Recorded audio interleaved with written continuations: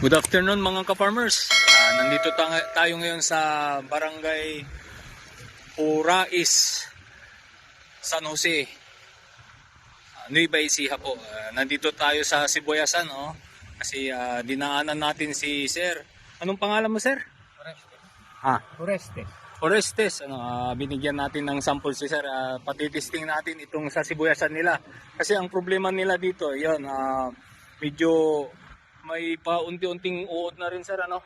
Oo, at saka kung mapapansin nyo po, parang yung medyo nalalamtan ng konti. Oo. So, ayun po, nandito po si Growers Beat 1000 Plus. Oo, para matulungan natin sila dito sa San Jose. Ito ay 38 na barangay. Oo, ang date po ngayon, January 12 na bro ngayon. January 12. Nandito po kami ngayon. Ito transplanting po. So doon sa mga nadaanan namin, medyo ito isang buwan na ito, isang buwan. Isang buwan kahapon. So yung marami tayong nadaanan dito, mga malilit pa. Kaka-transplant pa lang nila. So yun, para maibsan natin yung mga harabas na yan, kasi may insect repellent na po si Growers Beat 1000 Plus. Tapos yan, may black, yung tawag dito, yung ayan po. Tapos yung NPK niya matataas. Kaya yung nutrients na makukuha po ng ating mga sibuyas, yan, yun, sa mga nakaani na po na nabigyan natin na gumamit ng Growers Beat 1000 Plus, yun po, ang pickles nila 5%, yan to 10% lang. So good po, puro good po yan.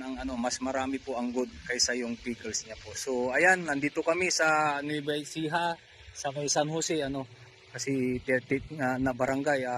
Tinanong natin si Sir, lahat daw ng barangay may mga sibuyasan, saka palay po ang tanim nila. So nandito tayo para ma-prevent na po, yung pagdami po, pagkasira ng kanilang mga halaman. Kasi si Growers Beat 1000 Plus nga po yun, yung kayang-kaya naming i-rehab yan, yung mga nagtitwist, yung mga namamasangkwit, yan, yung mga may mga uod din, sabi ng mga yung na vlog natin, nung ginamitan na niya ng Growers Beat 1000 Plus, wala daw problema po, sabi niya, kasi po tuloy-tuloy po yung pagdami po ng kanyang yung dahon niya. Binilang natin doon sa tuloy-tuloy na gumagamit ng Growers Beat 1000 Plus hanggang 12 dahon. So mananawa po yung mga harabas na yan na hindi nila yan kayang ubusin hanggang sa makaani ka.